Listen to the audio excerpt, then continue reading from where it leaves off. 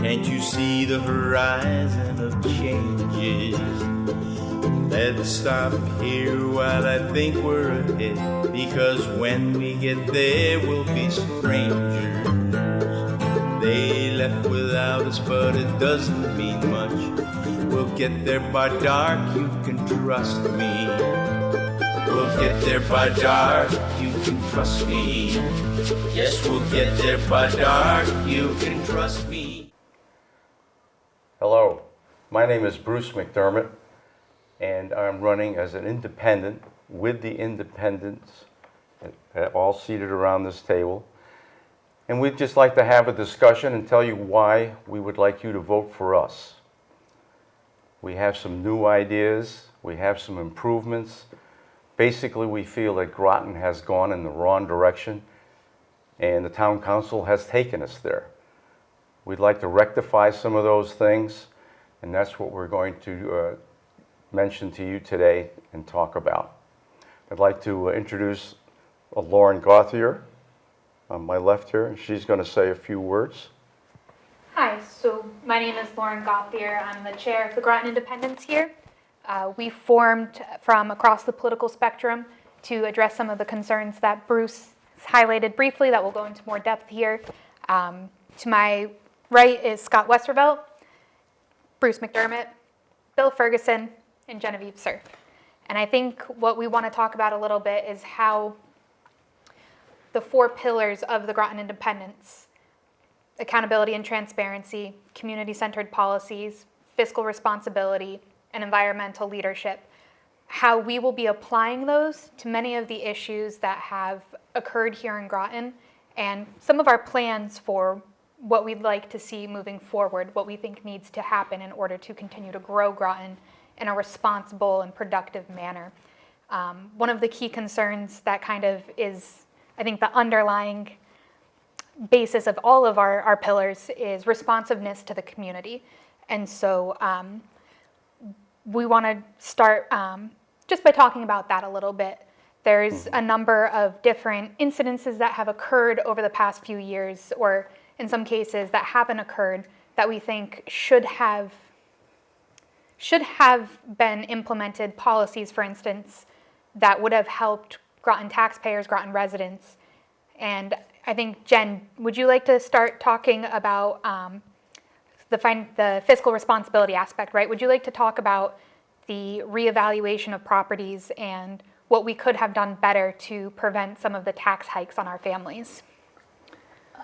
Yes, I would, because I have a lot of experience in this area, and about 10 years ago, I was not on the town council. I think I was on the RTM. I had just started being involved in Groton politics, and the same thing happened when a reval, which occurs every 5 years, comes into contact with, as it were, curve-wise, a big property increase in the average property of the town.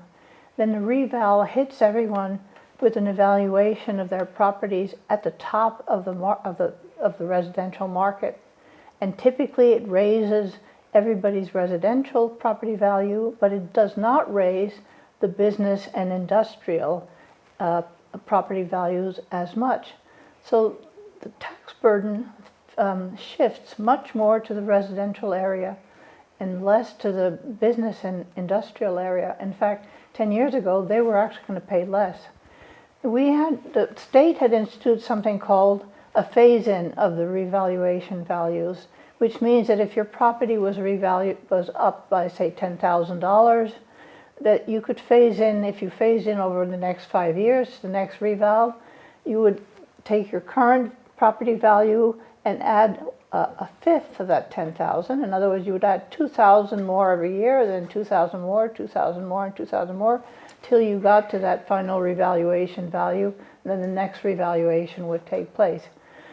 We calculated, a friend of mine, John Sutherland, who worked very hard on this with me, we worked very hard, and I must say Heather Summers, our state senator, also worked very hard on this. I'm forever grateful to her for this, which is why I'm a bipartisan, nonpartisan person, really.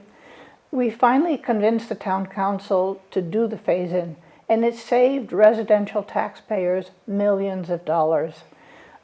This year was exactly that situation. We had a big market increase in property values, and the town council chose not to do the reval. I sort of came in late to that discussion, and I was shocked when I asked why we didn't do the reval. It was a perfect opportunity to do it, the perfect situation. I was shocked to find out the council did not want to do it. And the result is this year's taxes, people are really feeling the pain and will feel the pain for the next 4 years. And I've proven it with the math, that all the businesses and industrial properties will pay less tax. I find that really completely objectionable, and a complete lack of study of the subject, a complete lack of responsibility towards the citizens, and in particular the residential citizens. There's a lost opportunity. Absolutely. Yeah. It's really heartbreaking for families. I've heard people saying that their property taxes went up by 40% even. And one of the things we can do to help lessen that burden year over year, of course, is to grow the grand list.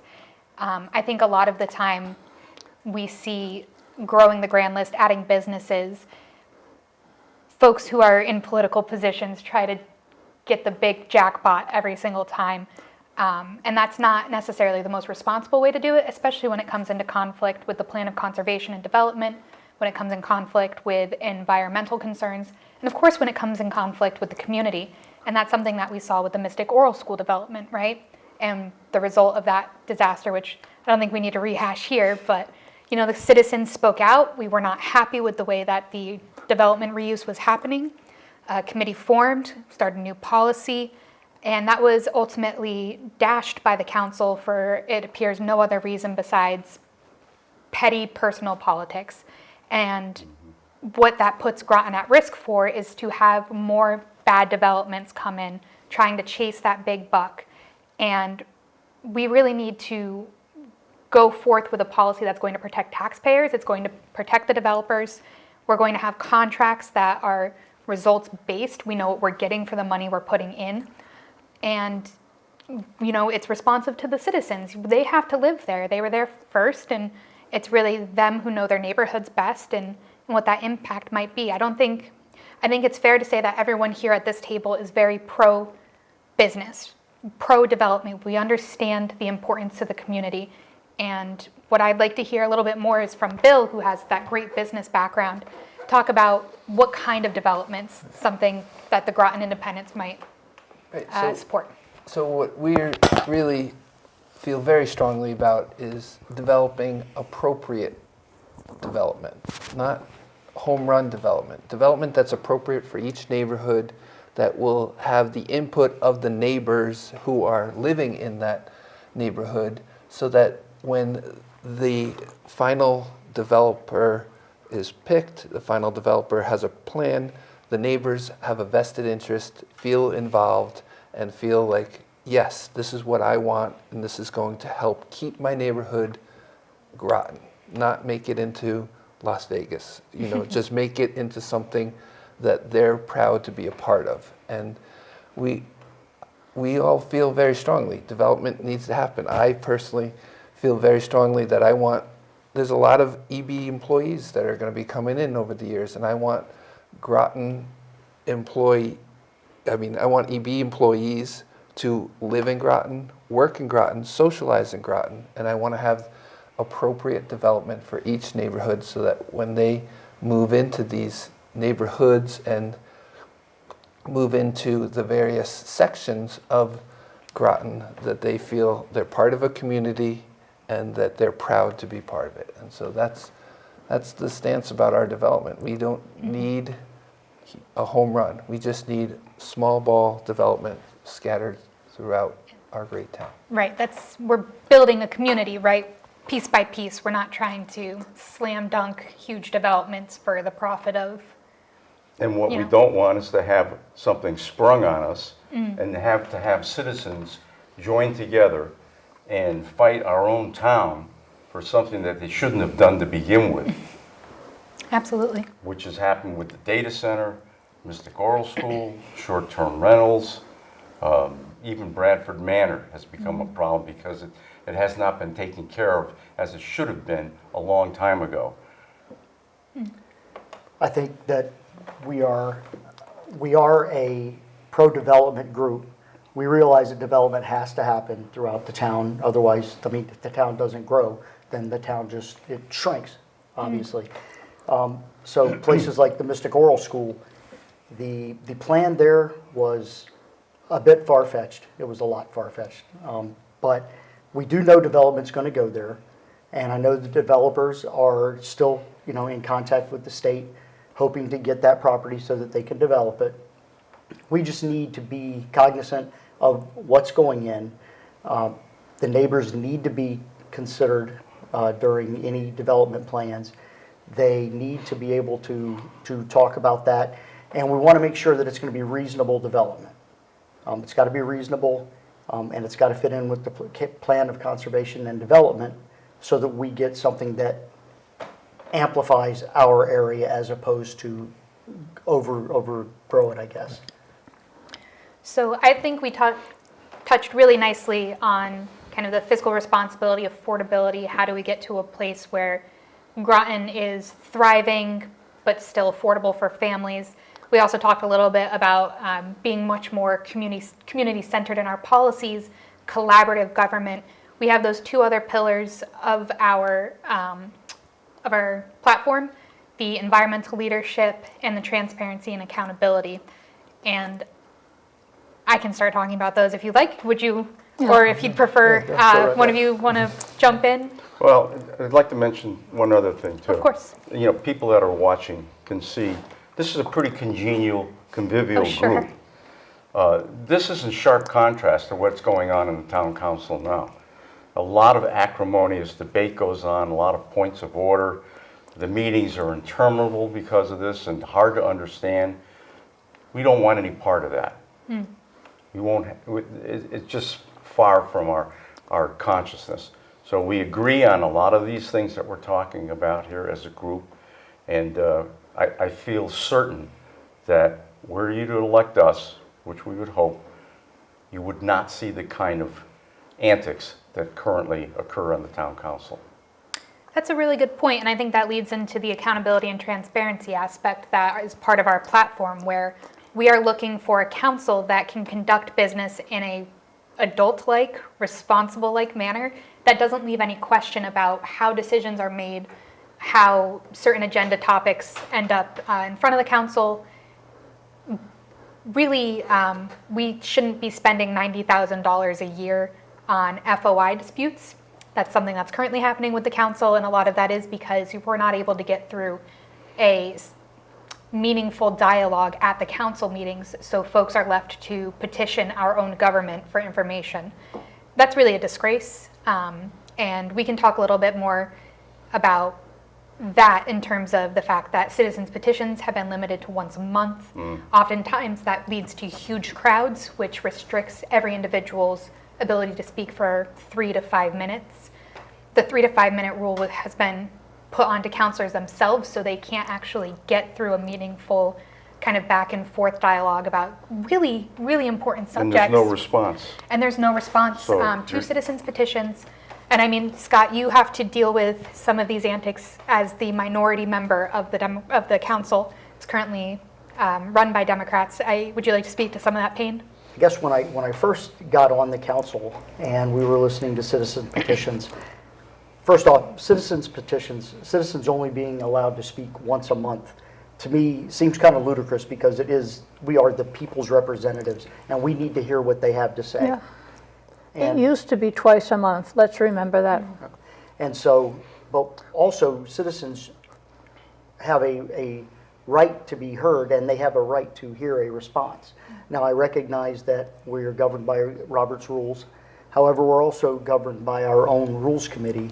And the rules committee took out our ability to talk directly to the constituents when they came for citizens petitions. So I think that needs to be reversed because I believe that if people take the time to come out and speak with us, they deserve to be answered. even if it has to be a quicker response, even if we may not be able to get to a lot of detail, we still need to be able to acknowledge them, let them know that they've been heard. Because too many times I feel like people are saying things and they look at us and then they walk away and they feel like they never hear back from us. And that, I think, needs to change. You know, that was really evident, for instance, when the property reuse committee came up at a recent meeting.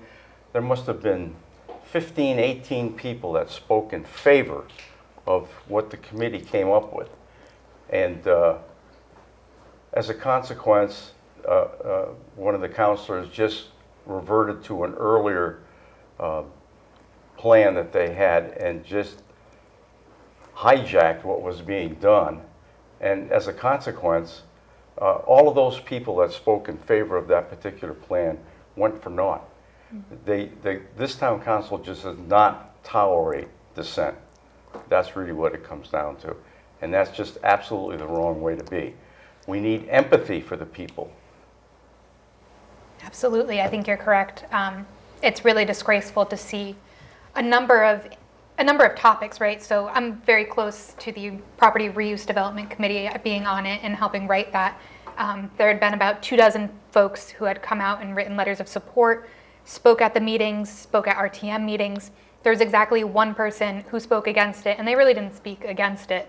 They just more spoke against the committee itself, which that was the chair of the Democrats trying to protect her own people. But aside from the point, there was also the incidences of the noise ordinance that came out that same night. Several people came out to speak about noise complaints that they had throughout the town, and specifically down in downtown Mystic, and the fact that the town and the police were not very responsive to their concerns and their very real issues that they were having. And the council did not respond to those citizens. Instead, they listened to the police, who were already on record pretty much telling people to get over it. They had an hours-long meeting where, again, the police reiterated there's no problem with noise. And that was the end of discussion. And I feel so bad for the folks who came out and tried to be heard by their government and were essentially pushed aside.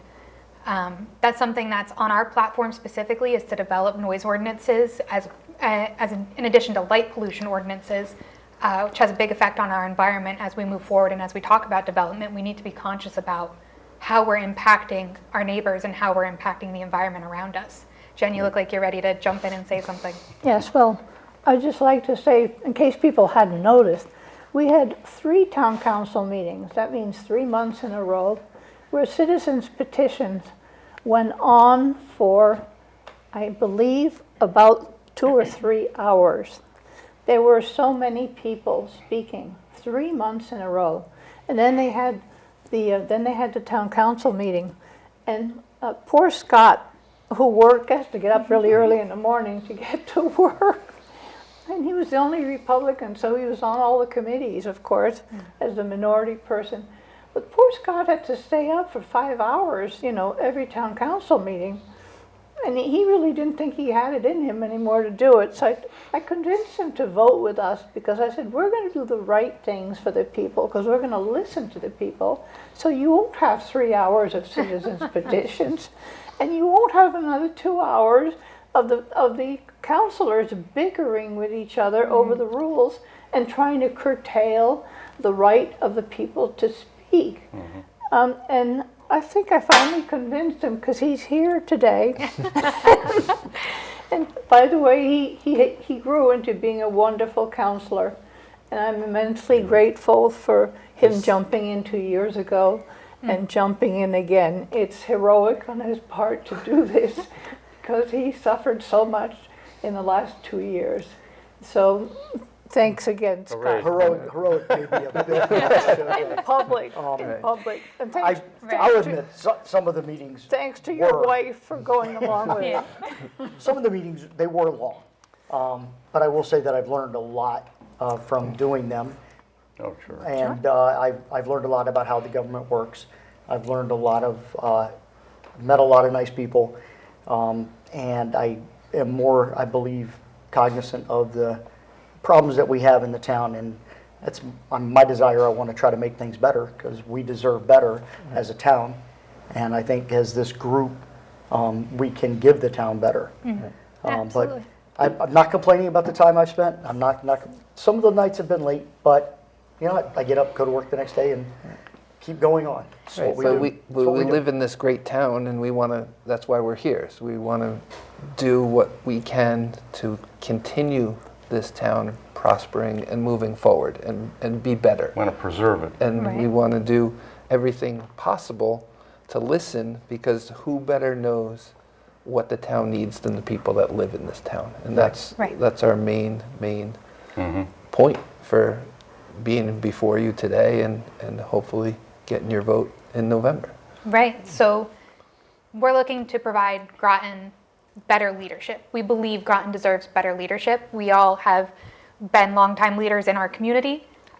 We believe in centering the citizens, and that's what's driven us here to make the uphill fight of a third party line. And so I will give our ballot plug now, if that's all right with you folks. Sure. Yes. We have a few minutes left. So we're asking for your vote on November 7th. It's going to be a Tuesday, as election days always are. Tuesday, November 7th, please vote row C. That's the Groton Independent slate. You'll find Genevieve Cerf, Bill Furgueson, Bruce McDermott, Scott Westervelt, and myself, Lauren Gauthier. And what we are promising to deliver to our neighbors, our families, and the citizens of Groton is better leadership, accountability and transparency. Hear me, I'm choking up. Environmental leadership, which hopefully we'll get to talk about at a later time, maybe a different day. Accountability and transparency, and of course fiscal responsibility, because in the end, we all live here because we love to be in Groton. We are choosing to build a community around us, grow families, businesses, art. I mean, Bruce, an amazing artist. This is where we want to be, and we love it so much we want to share that love with our community. So we're asking for your vote November 7th, and of course are open to anyone who wants to reach out with more questions. We'd be happy to hear from you. Yep, we have a website Yes, which people can go to. www.grotonindependence.com. We're on Facebook, Groton Independence, and we'd love to hear from you. So thank you very much tonight. Thank you everyone for coming and running and doing this. This is a big undertaking, but I knew I could guilt you into it because you love this town so much. It's been a lot of fun. Thank you, been- Lauren, Yeah, it's been for a lot of fun. for it's being been- our valiant chair, Yeah, no, it's been a and- pleasure to be part of this. getting us through this. I'm very honored to be working with all of you. Yeah. And thank you, Groton, for, Yes. thank you for looking to us, hopefully for your leadership, because that's what we desire to do. And Groton deserves a big thanks for being who we are. Oh, and one last thing. Sure. We have not mentioned that we are a very experienced team. All of us have experience with some political office or are in a political office right now. The current town council has practically no experience in a political office. They got lucky and they got elected at a time when things were a little confusing for everybody. So they got elected across the board, Democrats, and most of them had zero experience. And this is the result, that they made very poor decisions because they did not know how to evaluate what was being put in front of them by staff. So I would like to point out, we all do have that experience, and we're making a big effort, actually, to bring that experience to Groton again so that we can change things back to some semblance of normalcy, something that the citizens will be happy with. Well Absolutely. said. Okay. Thank you. Thank you Thank all. you. Thank you all. Thank you.